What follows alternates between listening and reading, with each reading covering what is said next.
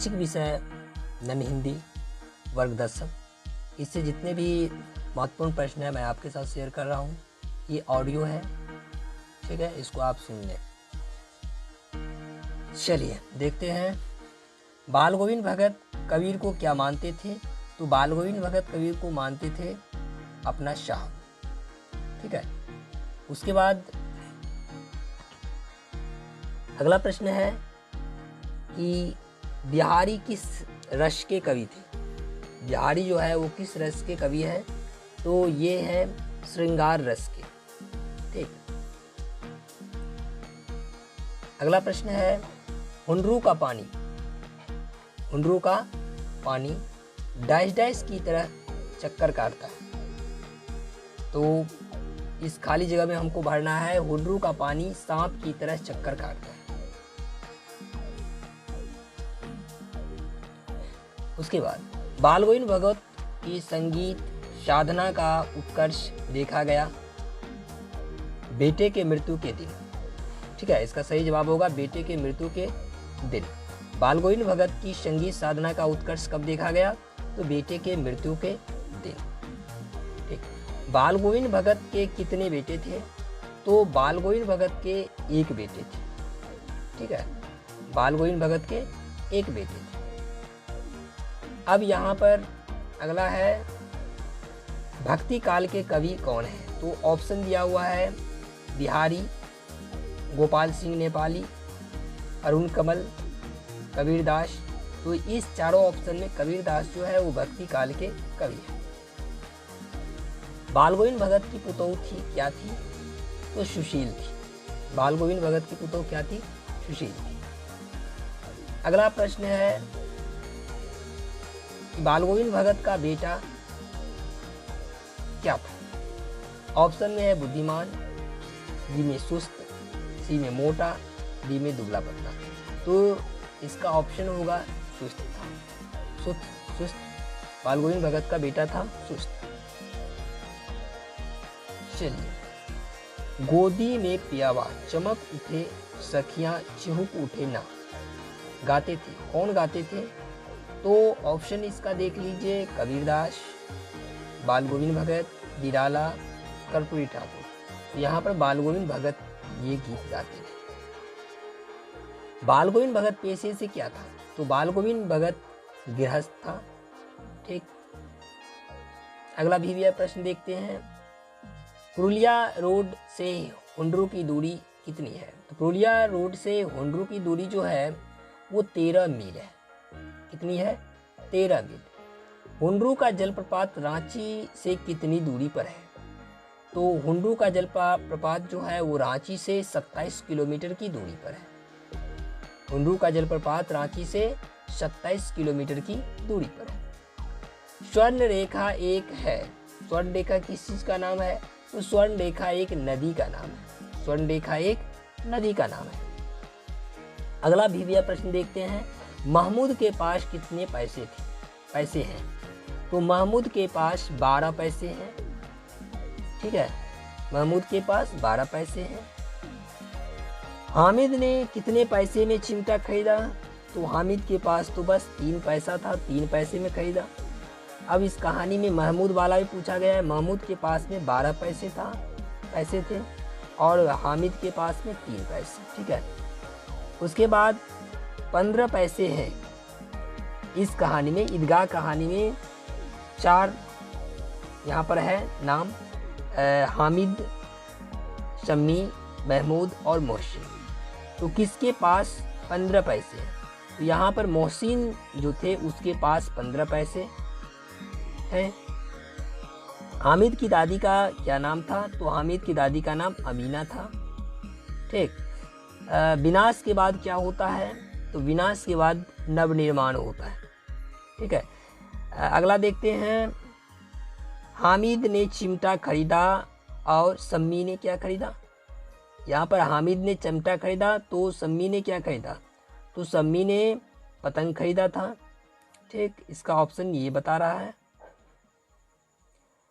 अगला है ईदगाह शीर्षक कहानी किसकी रचना है?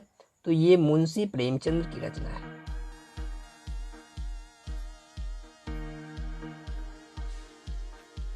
आगे देखते हैं। बिहारी ने राधा नगरी किसे कहा है? ठीक है, बिहारी ने राधा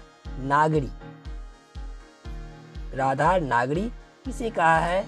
तो श्री कृष्ण को कहा है। ठीक। सिरचन जाति का क्या था? तो सिरचन जाति का कारीगर था। ठीक है, सिरचन जाति का क्या था? कारीगर था। सिरचन ने किसे बेपानी कर दिया? तो पंचानन चौधरी के छोटे लड़के को पानी कर दिया, बेपानी कर दिया। कौन? सिरचन ने। ठीक है, अगला प्रश्न है, नाम से बड़ा क्या होता है? तो नाम से बड़ा होता है गुण। ठीक है, बतरस लालच लाल की मुरली धरी लुकाई काव्य कविता है। ये कविता किसने लिखा? तो इस कविता के रचयिता है बिहारी के दोहे। ठीक है, बिहारी के दोहे अर्थ से लिया गया है। मेरी भव बाधा हरो राधा नागरी सोई। यह पंक्ति है बिहारी लाल की। यह पंक्ति बिहारी लाल की है। ठेस शीर्षक कहानी का मुख्य पात्र जो है वो कौन है? तो ठेस कहानी का मुख्य पात्र सिरचन है। गांव वाले सिरचन को क्या समझते हैं? तो गांव वाले सिरचन को चटोर समझते हैं। ठेस कैसी कहानी है? तो ठेस आंचलिक कहानी है। ठीक है, बच्चे की दुआ शीर्षक कविता क्या है? तो बच्चे की दुआ शीर्षक कविता जो है वो है प्रार्थना गीत। बच्चे की दुआ शीर्षक कविता जो है वो प्रार्थना गीत है। बच्चे की दुआ एक है, क्या है? तो एक प्रार्थना गीत है। चलिए, उसके बाद है दर्दमंद और वांछितों के हिफाजत का संकल्प किस कविता में है? तो ये है बच्चे की दुआ कविता। ठीक है, पद्मा का संबंध है कलिंग युद्ध से। ठीक है, अशोक का शस्त्र त्याग ये हम लोग देखे हैं। कलिंग युद्ध वाला जो कहानी है तो पद्मा उसी कहानी से है। सैनिकों को तलवार फेंकने का आदेश किसने दिया? तो अशोक ने सैनिकों को आदेश दिया कि तलवार फेंक दो। ठीक है, मैं स्त्री वध नहीं करूंगा, यह पंक्ति किसने कहा था? तो ये पंक्ति अशोक ने कहा था। ठीक, अगला है कलिंग का युद्ध कितने दिनों तक चला? तो कलिंग का युद्ध 4 सालों तक चला। कलिंग का युद्ध कितने दिनों तक चला? 4 सालों तक चला। ठीक, रामधारी सिंह दिनकर द्वारा रचित पाठ है। रामधारी सिंह दिनकर द्वारा रचित पाठ है ईर्ष्या तू न गई मेरे मन से। ठीक है, ये रामधारी सिंह द्वारा रचित पाठ है ईर्ष्या तू न गई मेरे मन से। ऑप्शन तो यहाँ पर 4 है, 4 में ये वाला ऑप्शन सही है। अब ऑप्शन इसका देख लेते हैं एक बार। ईदगाह है, ठेस है, सुदामा चरित है। तो इसमें ईर्ष्या तू न गई मेरे मन से जो रामधारी सिंह द्वारा रचित है। अगला है रामधारी सिंह दिनकर का जन्म हुआ कहाँ? तो बिहार में हुआ था। ठीक है, उसके बाद कौन ईर्ष्या की बड़ी बेटी है? तो निंदा जो है वो ईर्ष्या की बड़ी बेटी है। अगला प्रश्न है मोको कहाँ ढूंढे बंदे मैं तो तेरे पास में। प्रस्तुत पंक्ति उद्धृत है, कहाँ से उद्धृत है? तो ये कबीर के पद से लिया गया है। अगला है वकील साहब ईर्ष्यालु है। ठीक है, ये ईर्ष्या तू न गई मेरे मन से लिया गया है वकील साहब वाला। ये वकील साहब क्या है? ईर्ष्यालु है। उसके बाद ईर्ष्या का संबंध होता है अपने प्रतिद्वंदियों से। ठीक है, ईर्ष्या का संबंध किससे होता है? अपने प्रतिद्वंदियों से। लेखक के अनुसार निंदा की माँ कौन है? तो ईर्ष्या है। लेखक के अनुसार निंदा की माँ जो है वो ईर्ष्या है। चलिए अगला प्रश्न देखते हैं। ढेर सारे इसमें क्वेश्चन है, करीब 100 से ऊपर क्वेश्चन जाएगा। ईर्ष्या तू न गई मेरे मन से शीर्षक पाठ किसकी रचना है? तो ये है रामधारी सिंह द्वारा रचित। मैं कहता हो आंखें देखी, तू कहता कागज की लेखी, ये उद्धृत है, कहाँ से ली गई है? तो ये ली गई है कबीर के पद से। कागज का क्या अर्थ होता है? कागज का अर्थ होता है कागज।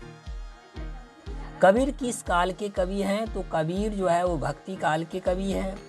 मोको शब्द का अर्थ क्या होता है?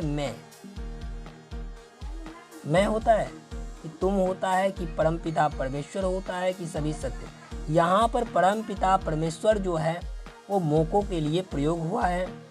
विक्रमशिला के प्रांगण में कितने महाविद्यालय है? विक्रमशिला के प्रांगण में कितने महाविद्यालय है? तो 6 महाविद्यालय है। ठीक है। अगला है, किताबें पढ़ने का शौक किसको है? तो संजू, ये दीदी की डायरी पाठ से ली गई है। संजू को किताब पढ़ने की शौक है। उसके बाद मिथिलांचल की लोक संस्कृति का प्रभावी वर्णन किसमें है? तो यहाँ पर ऑप्शन देख लीजिए, इसमें बाल गोविंद भगत में, विक्रमशिला में, इसमें से कोई नहीं होगा। अगला प्रश्न देखते हैं, डायरी में किन घटनाओं को लिखा गया है? तो डायरी में है दिन भर की घटनाओं को लिखा जाता है, किसी के साथ हुए वार्तालाप को, रोज की दिनचर्या को। ये चीज़ हम लोग डायरी में लिखते हैं। ठीक है। अगला है, विक्रमशिला विश्वविद्यालय के प्रथम आचार्य कुलपति थे कौन? तो आर्यभट्ट। कौन थे? आर्यभट्ट। उसके बाद है अगला प्रश्न कि संध्या की महत्ता तभी है,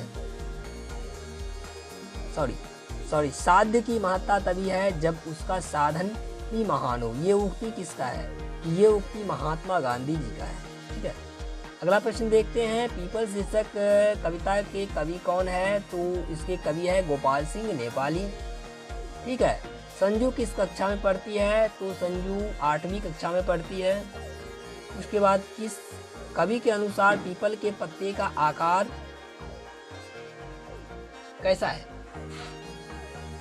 कवि के अनुसार पीपल के पत्ते का आकार कैसा होता है? तो ये गोल होता है। ठीक है।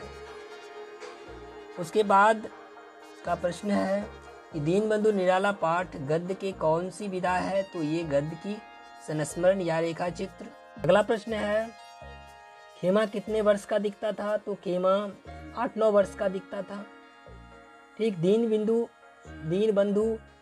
कैसे होते हैं? तो तन मन धन से दुखियों की सेवा करने वाले होते हैं दीनबंधु। ठीक है। दीनबंधु निराला शीर्षक संस्मरण रेखाचित्र के रचनाकार कौन है? तो ये है आचार्य शिवपूजन सहाय। ठीक है। दीनबंधु किसके नाम के साथ जोड़ा गया है? तो निराला जी के नाम के साथ जोड़ा गया है दीनबंधु। अगला प्रश्न है, खेमा कहानी में किसका वर्णन है? तो खेमा कहानी में जो है बाल मजदूरी का वर्णन किया गया है खेमा कहानी में। खेमा शीर्षक पाठ गद्य की कौन सी विधा है? तो खेमा कहानी पाठ गद्य की कहानी है। ठीक है। खेमा शीर्षक कहानी का मुख्य पात्र कौन है? तो खेमा है। खेमा कहाँ काम करता था? तो खेमा कसारा के होटल में काम करता था। ठीक है। अगरबत्ती बनाने वाले लोगों पर लिखी गई कविता है, कौन सी कविता है? खुशबू रचते हैं हाथ। ठीक है। अगरबत्ती बनाने वाले लोगों पर लिखी गई कविता है खुशबू रचते हैं हाथ। उसके बाद है, खुशबू रचते हैं हाथ क्या बनाती है? खुशबूदार अगरबत्तियाँ। ठीक है। उसके बाद अगला प्रश्न है, खुशबू रचते हैं हाथ शीर्षक पाठ है, ये क्या है? ये एक कविता है। अगला है, कदम बड़ी होकर बनना चाहती है। तो कदम बड़ी होकर के डॉक्टर बनना चाहती है। ठीक है। कदम किस जिले की रहने वाली है? तो कदम मुंगेर की रहने वाली है। ठीक है। अगला है, कर्पूरी ठाकुर के माता के क्या नाम है? तो राम दुलारी देवी। ठीक है। कर्पूरी ठाकुर के माता जी का नाम है राम दुलारी देवी। कर्पूरी ठाकुर बिहार के मुख्यमंत्री कितनी बार बने हैं? तो 2 बार बने कर्पूरी ठाकुर जी बिहार के मुख्यमंत्री। वीर शिवाजी की गाथाएं उसको याद जवानी थी। यह कविता काव्य पंक्ति है, कहाँ से ली गई है? झांसी की रानी शीर्षक कविता से ली गई है।